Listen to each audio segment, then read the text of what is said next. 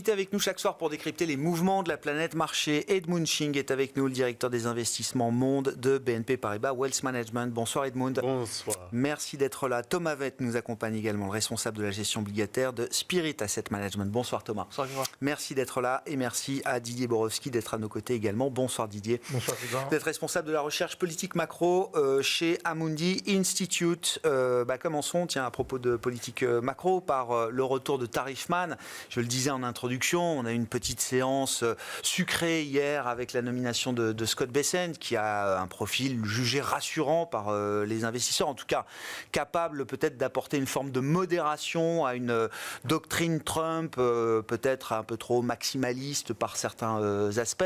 Et dès aujourd'hui, Donald Trump, comme le disait Pauline, montre que c'est quand même lui le président élu et que pour Day One, il a déjà prévu des tarifs. Alors, pour le Canada et le Mexique, deux partenaires majeurs, et bien sûr, pour la Chine à ce stade. Comment est-ce qu'on intègre ou qu'est-ce que cette entrée en matière nous dit aujourd'hui, Didier ? Bon, ça nous dit d'abord qu'il est déterminé à prendre des mesures tarifaires, mais ça ne surprend personne. Ensuite, concernant l'agenda, on s'attendait à ce qu'il y ait des annonces dès le 20 janvier, donc c'est ce qu'il annonce. Ensuite, on sait aussi qu'il y a ce qu'il dit et il y a ce qu'il fait en pratique. Il est tout à fait possible qu'il y ait des négociations qui fassent qu'on n'ait pas les montants qui sont aujourd'hui annoncés. En tout cas, il faut se préparer au fait qu'on a une vague de tarifs protectionnistes. La question est de savoir qui et dans quelle mesure sera touché en 2025. Et là, l'incertitude va durer encore un bon moment. Donc il va falloir prendre du recul par rapport aux annonces au jour le jour de Donald Trump. Il tweete beaucoup, il va annoncer beaucoup de choses, il ne fera pas tout ce qu'il annonce. Et donc il faut raison garder et simplement se préparer en effet à une vague de tarifs protectionnistes. Quel est l'intérêt pour lui ? Alors, ce qui est intéressant, c'est que il annonce 10% sur la Chine, là où il a quand même évoqué régulièrement l'idée de 60% de droits de douane supplémentaires. Et il veut mettre 25 sur le Canada et le Mexique. Pourquoi cibler d'abord ces pays, Canada et Mexique notamment ? Pourquoi n'annoncer que 10% à ce stade sur la Chine ? Oui, il a probablement plus à négocier avec la Chine qu'avec le Canada et le Mexique. C'est probablement son angle d'attaque. Donc la Chine, c'est un gros morceau. Il y a d'autres sujets qui sont probablement parallèlement sur la table. Donc ça laisse une capacité de transaction, comme on dit, un Trump transactionnel vis-à-vis de la Chine. Avec le Canada et le Mexique, il y a probablement aussi une approche transactionnelle, mais enfin, il a les coudées plus franches, probablement, avec ses deux voisins. Donc, il y a une stratégie. En tout cas, ça fait passer un message que la Chine sera traitée à part. Ouais. Et soit dit en passant, en creux, on a aussi le message que l'Europe sera traitée à part. Et donc, ça ne veut pas dire qu'on n'aura pas de barrière tarifaire. Le fait qu'il n'ait pas ciblé l'Europe aujourd'hui, c'est pas une bonne nouvelle. Ça va venir. Ça va venir. Et je pense qu'il se réserve aussi peut-être une attitude ou quelque chose de très particulier sur l'Europe, avec possiblement aussi une attitude qui discrimine certains pays, parce que tous les pays n'ont pas les mêmes excédents vis-à-vis des États-Unis. Donc il faut aussi être extrêmement prudent là-dessus. Et on va avoir une montée en puissance de l'approche avec les barrières tarifaires. Et donc ça, c'est quelque chose, en effet, qu'on a déjà, de toute façon, que les marchés ont déjà escompté, parce que, de facto, quand on voit ce qui s'est passé sur les bourses depuis l'élection de Donald Trump, ça traduit bien le fait qu'il va y avoir des perdants dans cette guerre commerciale. Oui, et que le gagnant sera américain. Le gagnant c'est ce que traduit la réaction de marché qu'on observe. Mais ça, c'est une réaction qui vise simplement à prendre en considération les effets positifs de la politique de Trump. Il y a le choc positif dont tout le monde rêve. C'est celui où il y a pérennisation des baisses d'impôts supplémentaires, c'est bon pour l'investissement, les profits, et ça soutient l'activité économique. Et puis, il y a quand même les chocs d'offres négatifs, donc on commence à voir les annonces. C'est bien la politique tarifaire plus la politique migratoire, peut avoir un effet très négatif sur l'activité économique plus tard, en 2025. Alors, Trump sera probablement pragmatique, mais il n'en demeure pas moins que, pour le moment, les investisseurs n'ont commencé à escompter que l'impact favorable sur la croissance américaine, ce qui pose question. Oui. Thomas, c'est intéressant, là, dans la justification de la mise en place ou de l'annonce de ces tarifs pour le Canada, le Mexique, la Chine, il y a des questions de flux migratoires, évidemment très importantes pour Trump après sa victoire électorale. Il y a des questions de santé publique également, à travers la question du trafic de drogue et des produits de synthèse type fentanyl. C'est pas tant sur l'aspect économique qui s'est placé pour justifier de la logique de ces tarifs. Non, tout à fait. Bon, mis à part la Chine de côté, mais sur le Mexique et le Canada, c'est pour répondre à son électorat qui l'a élu sur globalement 2 mandats. Premier, qui est on en a marre de l'inflation.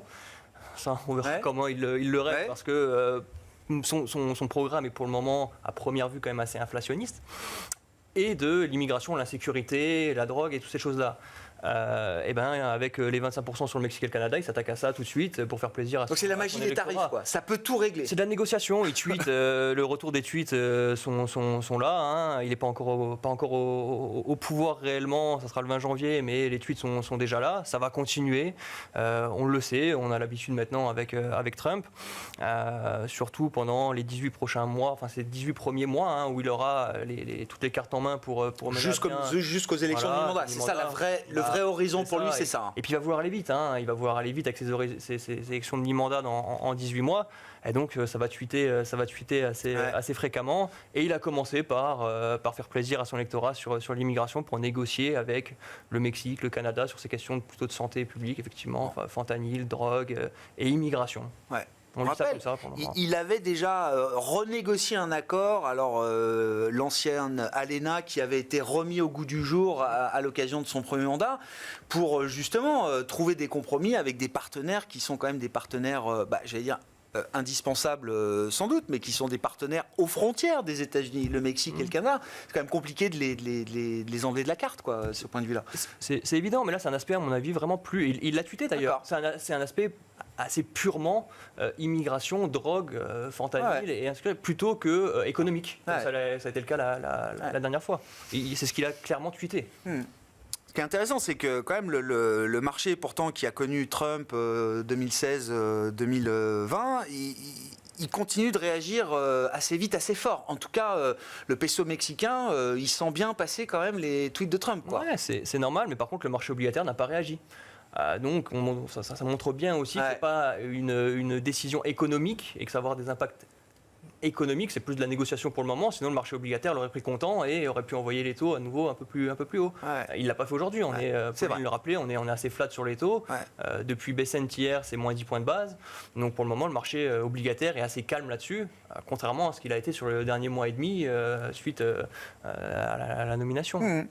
Bon, Donald Trump, Scott Bessent, comment est-ce que vous voyez ce duo fonctionner sur les affaires économiques, Edmund ? Aucune idée. Non, mais franchement, ça va être compliqué parce que Trump est, bien sûr, c'est lui le chef. Et donc, Scott Bessent et tous les secrétaires, par contre, doivent quand même suivre ce que M. Trump dit. Et donc, je pense que ça va être compliqué au début. Il y a un rapport de force qui va s'établir. Oui, mais c'est clair dès le début que c'est Trump qui est le chef et les autres qui suivent après, qui fait partie du gouvernement et qui peuvent aussi être licenciés. Donc c'est quand même assez facile. Ouais. Donc pour le moment, on est quand même à 2 mois à l'arrivée de l'administration de M. Trump, le président Trump. Donc à voir.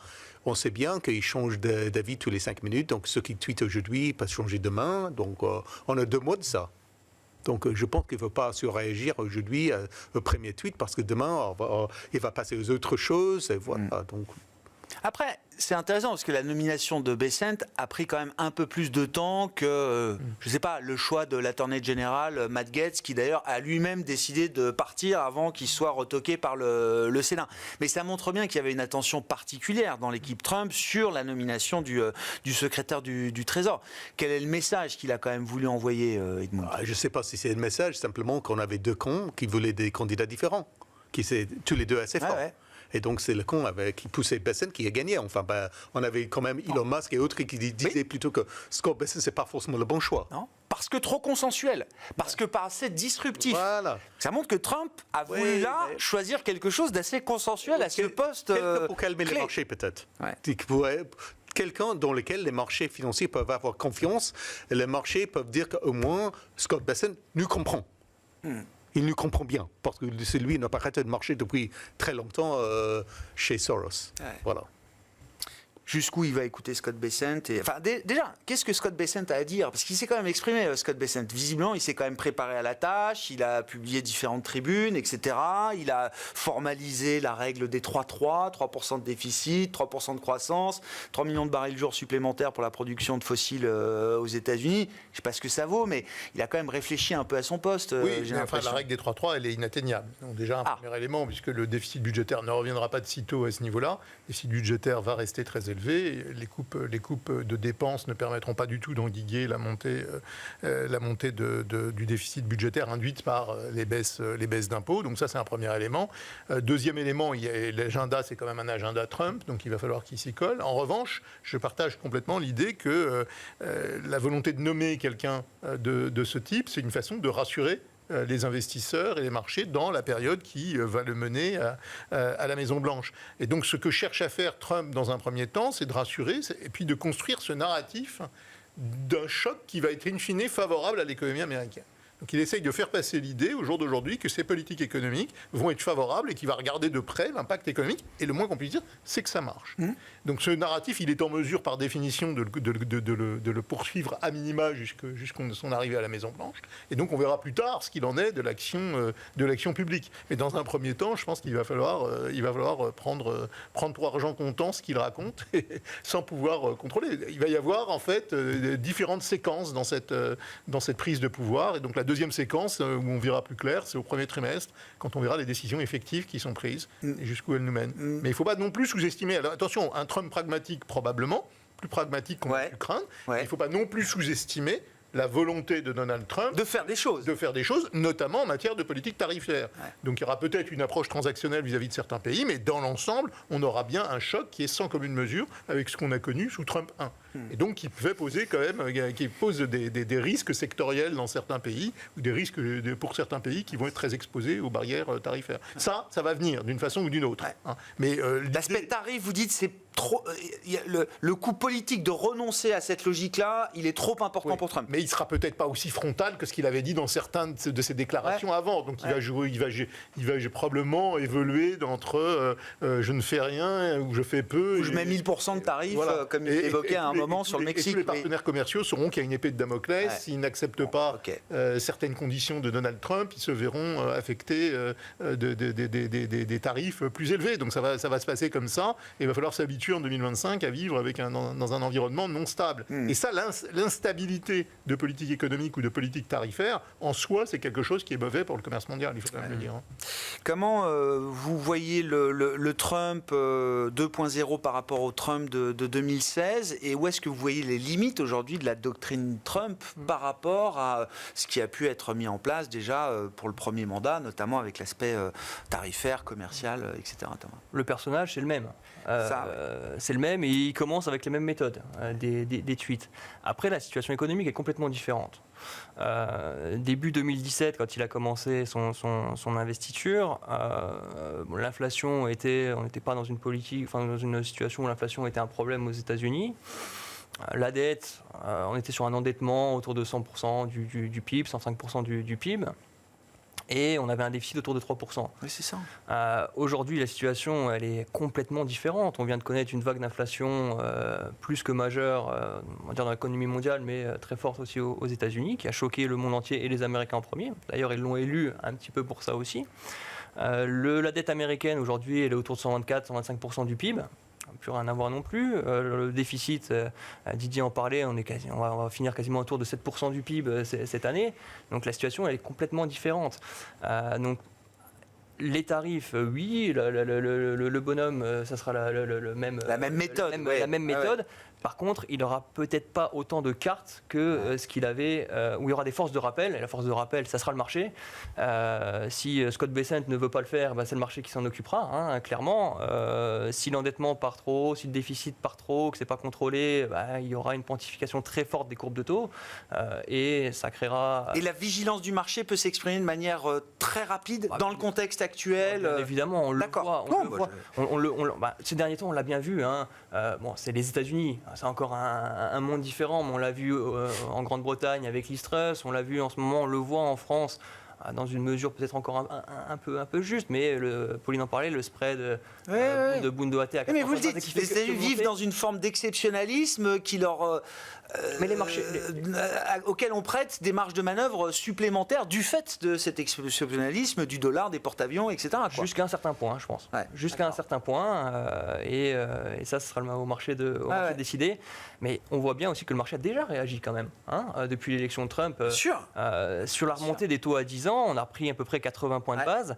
Et ces 80 points de base, quand vous les décomposez, c'est 50 points de base de prime de terme et 30 points de base d'évolution des taux courts moyens. Donc les 50 points de base de prime de terme, c'est de la prime d'incertitude. C'est Trump. Et c'est Trump. Donc le marché réagit et peut réagir beaucoup plus fort s'il faudra. Sur la prime de terme, on est aujourd'hui à 20 points de base. On a eu l'habitude ces dernières années d'avoir une prime de terme négative, mais historiquement, 20 points de base de prime de terme, c'est faible. On a déjà connu des primes de terme à 1, 2, 3%. Donc, avec des taux directeurs et une inflation qui est encore là, un programme assez inflationniste, donc une Fed qui va sûrement continuer à baisser les taux, mais jusqu'à un point limité, le taux à 10 ans, il a potentiellement de la marge si Trump déraille. Il aime bien aussi, alors les marchés restent un guide quand même important pour Donald Trump. Il commence beaucoup de rallyes, de meetings, mais déjà en 2016 en demandant comment va votre 401k, comment va votre contrat d'épargne retraite. Il aime bien que les gens soient contents de voir la performance de leur 401k, comme on dit. Et ça reste aussi quelque chose de transversal chez Trump. Enfin, je veux dire, cette logique de marché, la capacité à maximiser le portefeuille de l'américain moyen, le 60-40, ça reste quelque chose d'important pour lui? Oui, au moins l'indice S&P, mais cela dit, je pense que l'impact d'inflation est beaucoup plus important cette fois-ci, parce qu'en 2016, les ménages sont fichés complètement de l'inflation, parce que l'inflation était en dessous de 2%, aux autres de 2%. C'est parce que, effectivement, l'impact de l'inflation, c'est la confiance des ménages, c'est binaire.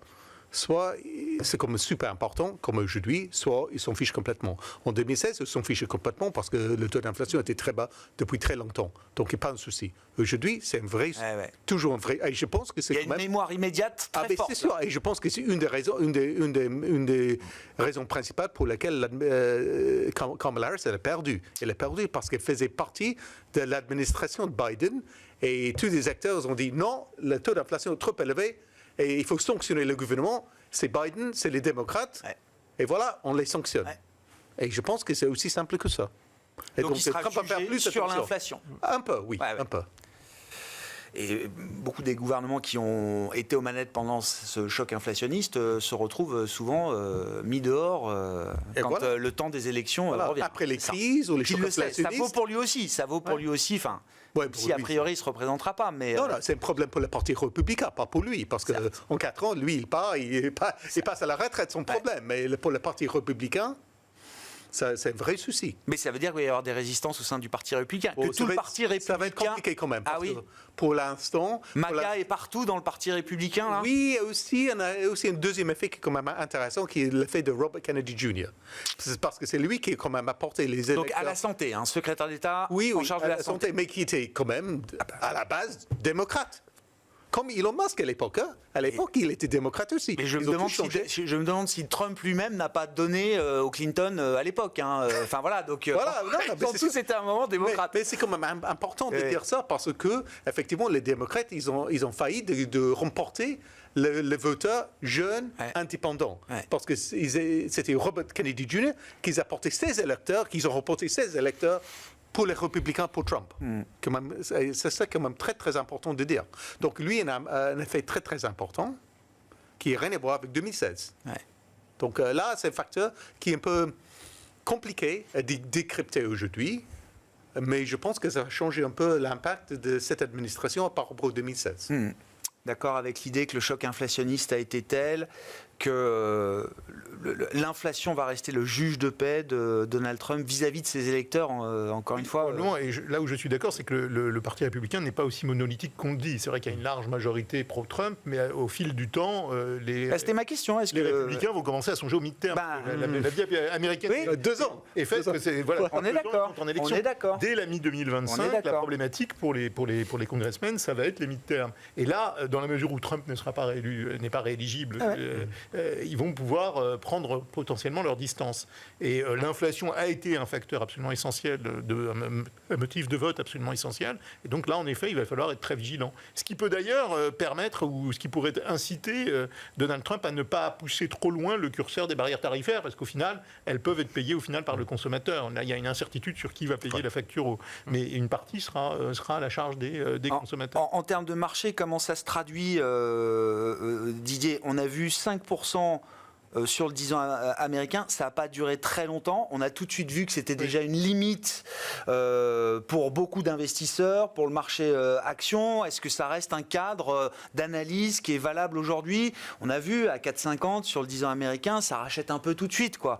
Est-ce que aller à plus de 5%, est-ce que dans le monde actuel, c'est envisageable, ou est-ce que 5% reste un plafond aux alentours de 4,8%, il y aura des flux de rachat sur la dette américaine. Okay. Mais le biais, au jour d'aujourd'hui, au niveau auquel on est redescendu, notamment avec la nomination de Bessent, à 4,30, il nous semble qu'il y a des risques de remontée. Bon, c'est bien, on a la fourchette, quoi. 4,30, 4,80. Oui. Peut-être un peu plus bas. Que dit le gérant obligataire? Non, la fourchette basse peut être un peu plus bas, mais je suis d'accord avec Didier sur la fourchette haute.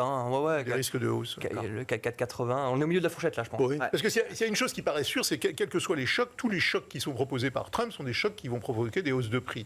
Alors maintenant, le curseur de la hausse des prix est difficile à anticiper, mais on peut très bien voir à mi-2025, T3 2025, une nouvelle dérive de l'inflation qui s'écarte de la cible de la Réserve fédérale. Et ça, c'est pas aujourd'hui dans les cours. Et ça peut bloquer la fonction de réaction de la Réserve fédérale. Donc tout ça, ça peut générer quand même de la volatilité obligataire. Il faut être extrêmement prudent sur les taux longs américains. La situation est très différente en Europe. Hein. Oui, on va en parler de l'Europe, mais oui. Non, je veux dire, est très différente aussi sur les taux courts. Parce qu'effectivement, les taux longs, on a parlé des primes de terme et compagnie, ils peuvent remonter, mais les taux courts aujourd'hui ont déjà quand même beaucoup anticipé, beaucoup plus que les taux longs. On le disait un petit peu tout à l'heure. On a 4,25 sur 2 ans américains. Avant le meeting de la Fed de septembre, le marché, les Fed Funds futurs étaient à 2,80 en taux neutre final. On est à quasiment à 4 aujourd'hui. C'est ça. Donc ça a été complètement repricé sur les taux courts. Les taux longs, effectivement, vont évoluer dans une fourchette, mais pour le moment... Donc il y a encore une poignée de baisse de taux possible pour la Réserve fédérale américaine dans ce monde-là, quoi. Voilà, bon après, encore une fois, les estimations de Fed Funds, on a vu ce que ça valait ces derniers temps. Ça peut changer une semaine avant un meeting. Oui. Ça peut changer, et puis de beaucoup. Donc ça vaut ce que ça vaut. Mais c'est ce qui est pricé dans le marché. Et actuellement, ce qui est pricé dans le marché, ça semble assez conservateur quand même sur les potentiels de baisse de taux. Donc il n'y a pas trop de risques, à mon sens, sur la partie courte de la courbe des taux américaines. Par contre, la partie longue, c'est une autre histoire. La volatilité, là, pour rester au moins sur cette partie longue de la courbe. Ce qui est fascinant, c'est que la volatilité sur les marchés actions, elle s'est effondrée, Edmund. En tout cas, sur le marché américain.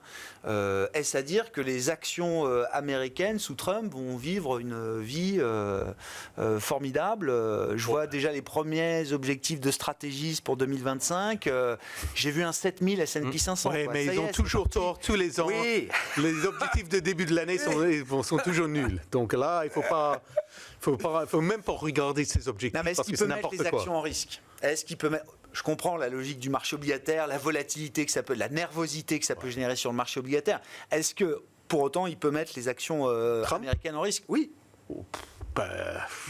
Je pense que le fait que les 7 magnifiques se traitent avec un ratio PE de 30 fois, c'est déjà un risque. Ça n'a rien à voir avec Trump, parce que c'était le cas avant Trump. Hein. Tout n'est pas la faute de Trump. Okay, voilà, donc si jamais le momentum de bénéfice net par action pour les 7 magnifiques se dégrade, là, ça c'est le risque, parce que la valorisation est quand même très élevée. Et si on a des déceptions côté résultat, de l'autre côté, ça va être fortement sanctionné par le marché. Et ça n'a rien à voir avec Trump. Je pense que c'est ça le risque à court moyen terme. Sauf que le marché factorise l'idée que Trump va prolonger au moins les baisses d'impôts, peut-être pouvoir en remettre ici et là. Mais aussi, c'est n'importe quoi. Pour les 7 magnifiques, ils ont des fiscalistes qui sont topissimes. Ils ont quand même... Ils ont quand même déjà optimisé leur taux d'imposition depuis longtemps. Non, c'est plutôt pour les moyens petits où ça joue. Parce qu'eux, ils payent vraiment.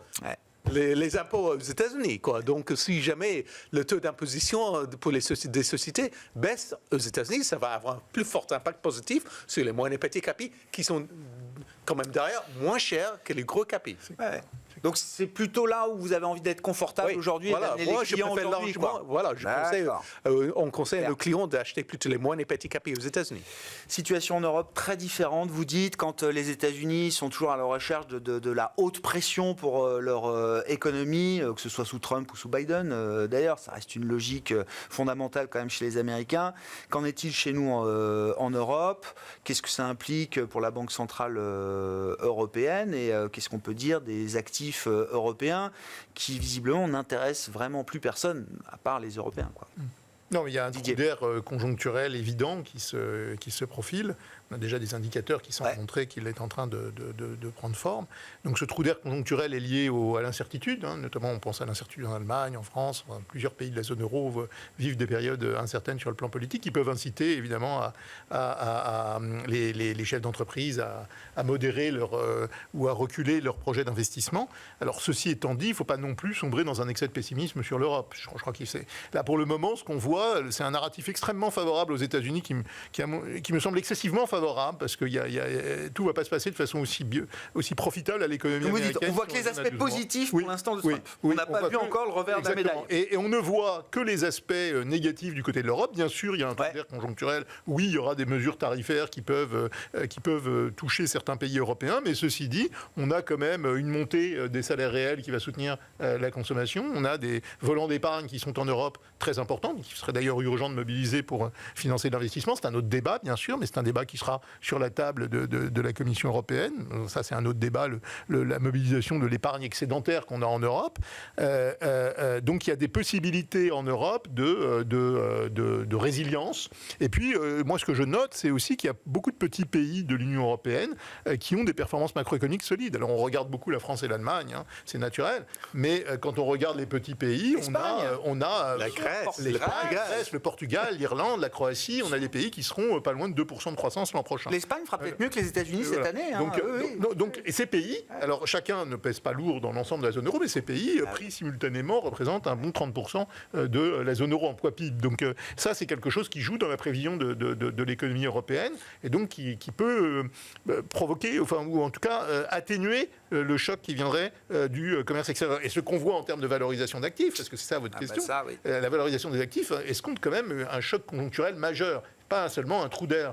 Même si on a toujours une décote des actions européennes par rapport aux États-Unis. Une décote structurelle, historique, mais qui est d'une certaine façon liée au fait que la dynamique des profits est inférieure, que la croissance potentielle est inférieure. Mais par-delà cette décote structurelle des actions européennes vis-à-vis des actions américaines, si on regarde les grands écarts qui s'est élargi depuis l'élection de Donald Trump, et notamment en devise commune, parce que l'euro a aussi chuté, il va arriver un moment où les investisseurs vont pouvoir, étrangers, vont vouloir se repositionner sur des titres qui sont très décotés dans une devise qui est très sous-évaluée. La thématique, c'est quand le faire. C'est probablement pas le bon moment à court terme, compte tenu de l'incertitude et de politique, mais il me semble assez évident qu'en 2025, peut-être qu'il faudra attendre le printemps, le mi-2025, nul ne sait au jour d'aujourd'hui, il y aura des opportunités de réallocation très profitables vers les actifs européens qui ont été très décotés. Et là, il n'y a pas que les petites capitalisations américaines qui nous intéressent aussi, en passant, je fais une parenthèse, mais il y a aussi, bien sûr, les petites et moyennes capitalisations européennes qui pourraient profiter de la baisse des taux d'intérêt en Europe, du fait qu'on aura peut-être une clarification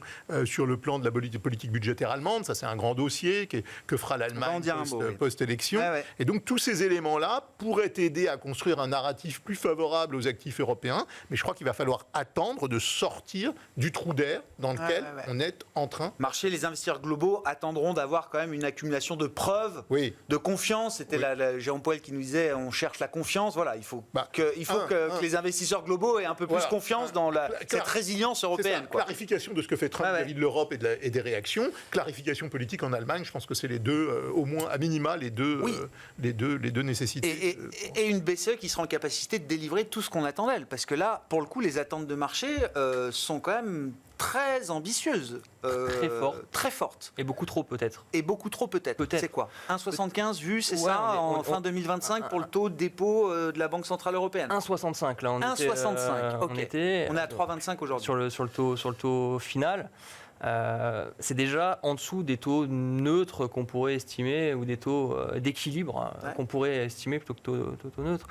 On va être autour de 2,25 en taux neutre en zone euro. En dessous, on est sur des politiques un peu plus expansionnistes, moins restrictives du moins. Donc là, le marché, il price déjà 2 fois en dessous, deux cuts en dessous d'un taux neutre minimum. Et sur les prochains meetings, ça s'accélérerait, encore une fois, selon les estimations du marché. Hein.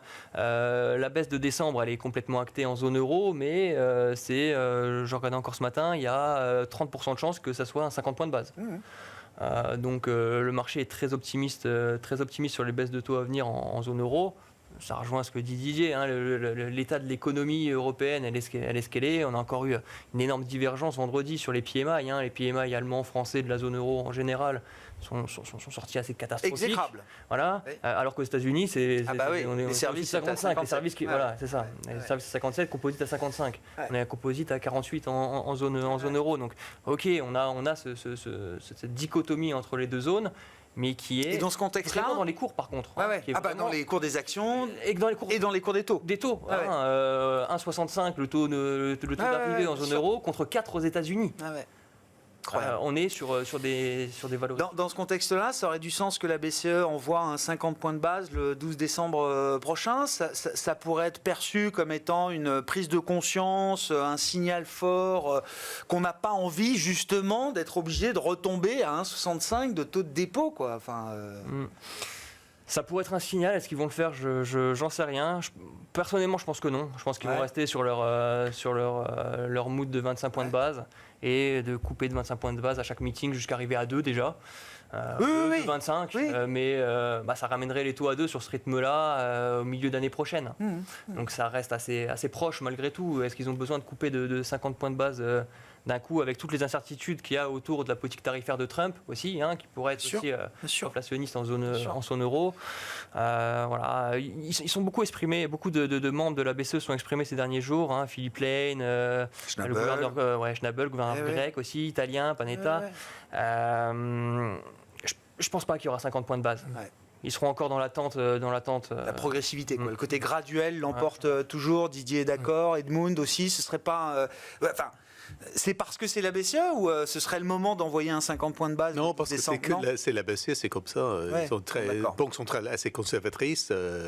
Donc pourquoi aller à 50 points de base? Pour éviter peut-être d'aller à 1,50 au final sur le taux de dépôt. Ils peuvent instrumentaliser leur jeu de prévision économique pour faire passer l'idée d'une forme de forward guidance qui sont prêts à en faire davantage. Donc il faut quand même avoir en tête que du côté des banquiers centraux, la communication compte pour beaucoup. Et les prévisions macroéconomiques sont un instrument de communication. Et là, il y aura les nouvelles prévisions en décembre. C'est ça. Donc les nouvelles prévisions, ce sera une façon de faire passer au marché l'idée, parce que s'ils annoncent une baisse de leur prévision de croissance économique, de facto, les investisseurs seront confortés dans leurs attentes. Dans leurs attentes. Et il faut dire que dernièrement, tout le monde était en train de quand même baisser leurs prévisions de croissance économique pour la zone euro en 2025. Donc la BCE va simplement suivre la tendance baissière. Bien sûr. Malgré les arguments d'idées, c'est sûr que tout le narratif de la reprise, du rebond conjoncturel de la zone euro en 2025, il a été un peu affaibli quand même avec le vide politique qui s'installe un peu de partout et les incertitudes que ça génère. Il ne disparaît pas complètement. J'entends.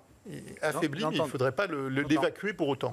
Sur les actifs européens, qu'est-ce que vous dites aujourd'hui, Edmund? C'est tentant, on a envie d'être contrariant.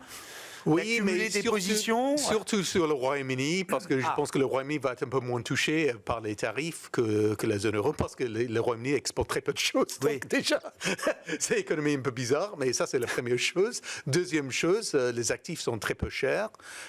Troisième chose, contrairement, si on regarde le marché de Forex, le sterling, oui, ça s'affaiblit contre le dollar, mais beaucoup moins que l'euro. Contre l'euro. Donc ça se renforce contre l'euro, donc c'est quand même intéressant de voir. Pour un investisseur européen, c'est pas mal. C'est pas mal, exactement.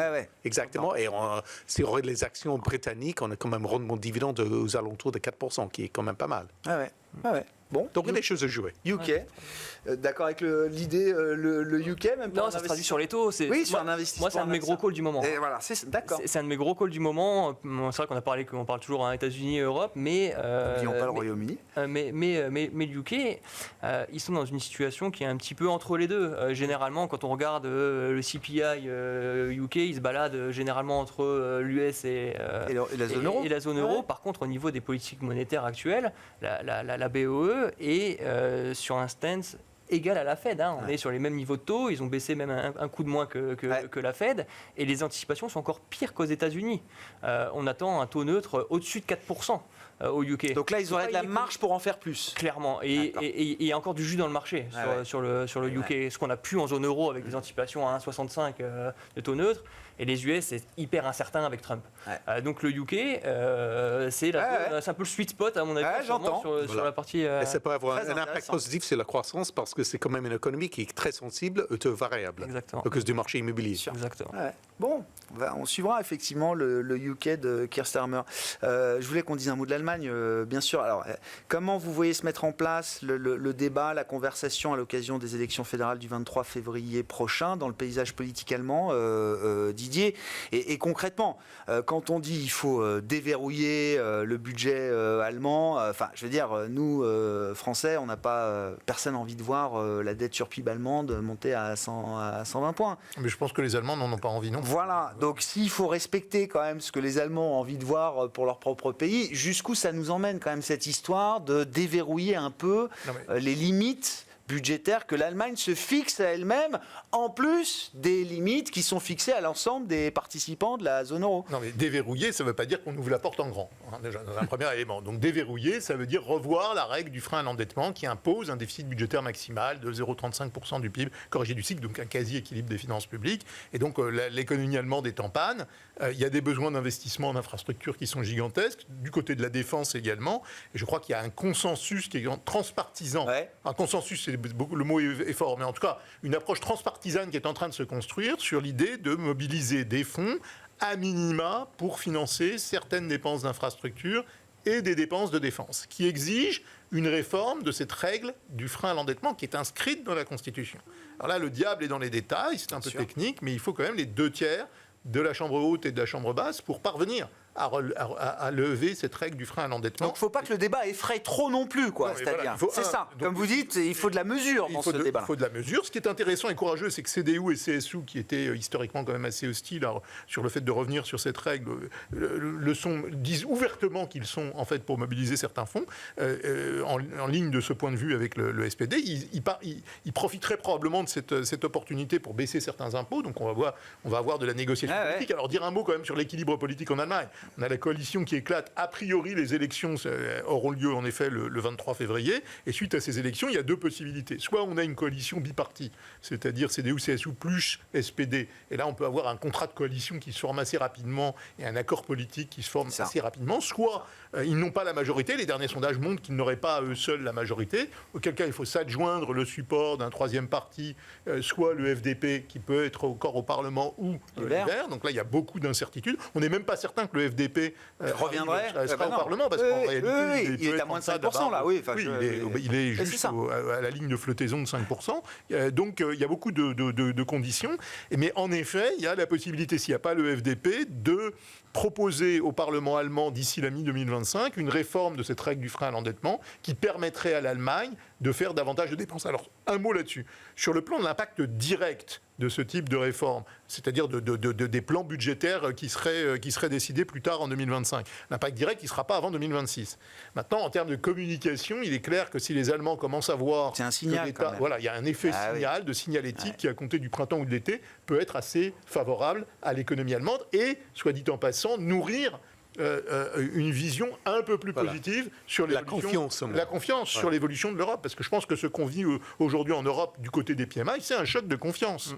C'est pas un choc structurel. On a des éléments fondamentaux pour dire que la demande interne devrait davantage se reprendre en Europe, mais on a un choc de confiance qui provoque ce trou d'air, et donc c'est un élément assez important de voir une clarification politique en Allemagne, également sur la politique budgétaire, et de voir l'Allemagne s'engager sur des réformes structurelles internes et puis des politiques, mais qui bénéficieront d'abord aux Allemands. Il ne faut pas se leurrer. Et puis il y a d'autres débats qui vont venir sur le vent de la scène. Bénéficier à l'Allemagne, ça peut aussi bénéficier à l'ensemble de... Et puis la défense allemande, le débat sur la défense allemande va venir de façon concomitante avec le débat sur la défense européenne et les fonds qui sont mobilisables à l'échelle européenne pour financer les efforts de défense. Et ça, ça, je pense que ça va retenir l'attention. Et ça fait partie des négociations avec Trump. Hein. Trump va quand même obliger que les membres OTAN, surtout les membres OTAN en Europe, qui ne dépensent pas les 2% de PIB actuellement, vont dépenser 2%, ce serait un minimum. C'est un minimum. 5%. Et là, il faut bien comprendre le débat. Trump, en effet, souhaite ça parce qu'on sait que jusqu'à maintenant, les 2/3 des importations de biens de défense viennent des États-Unis. Voilà. Donc aujourd'hui, les Européens ont comme devant eux une feuille de route qui consiste à créer un écosystème où ils puissent renforcer leurs efforts de défense, mais sans provoquer des importations en provenance des États-Unis, c'est-à-dire quelque chose c'est en discussion. La France demandait que ce soit effectivement quelque chose de tourné vers l'industrie européenne et les industries européennes. C'est exactement ça. Visiblement, il y a quand même l'idée qu'il faudra accepter 35% quand même de produits, d'importation pour construire une filière industrielle. Je pense qu'il y a deux choses qu'il faut qu'on achète en Europe, c'est les produits de la défense des États-Unis, mais aussi les GNL. Oui, les gaz. C'est ce qu'on. Parce qu'on peut importer. On a besoin de gaz, nous. Eux, ils ont beaucoup. On paye 6 fois plus cher que pour notre gaz que le gaz naturel aux États-Unis. Donc là, aussi, ils nous en vendent déjà un peu quand même. Un peu, mais on peut faire beaucoup plus. On peut importer beaucoup plus. Bon, vous imaginez un monde où il y aurait plus de dettes allemandes en circulation, c'est possible? Jusqu'à une certaine mesure. Hein. Ça reste. Non, mais la première réaction du marché quand la coalition a explosé, ça a été quand même de voir effectivement le taux allemand à 10 ans se tendre un petit peu, quoi, en disant il y aura peut-être plus de papier demain, quoi. Ouais, après, ce qui est toujours intéressant de regarder, c'est quand même les spreads par rapport aux autres. Ça s'est pas tendu non plus que ça sur l'emprunt d'État allemand. Ça remonté un petit peu partout. Les autres ont suivi l'Allemagne aussi. Donc il y a pas un grand sujet là-dessus, je pense. Sur le fait que les Allemands vont lâcher les vannes. Non, ils lâchent peut-être un peu, mais c'est pas un pays qui va et ça va pas lâcher à 120%. Même dans ses mémoires parues aujourd'hui, Angela Merkel reconnaît qu'une réforme de la règle d'or et du frein à l'endettement semble nécessaire aujourd'hui au regard des enjeux qui ont changé. Et puis les termes ont réformé, pas abandonné. Ah non. Il n'y a que nous pour imaginer ça, mais chez eux, c'est bien, on parle d'une réforme. Merci beaucoup, messieurs, d'avoir été les invités de Planète Marché ce soir. Thomas Vey, Spirit Asset Management, Edmund Fink, BNP Paribas Wealth Management, Didier Borowski, Amundi Institute.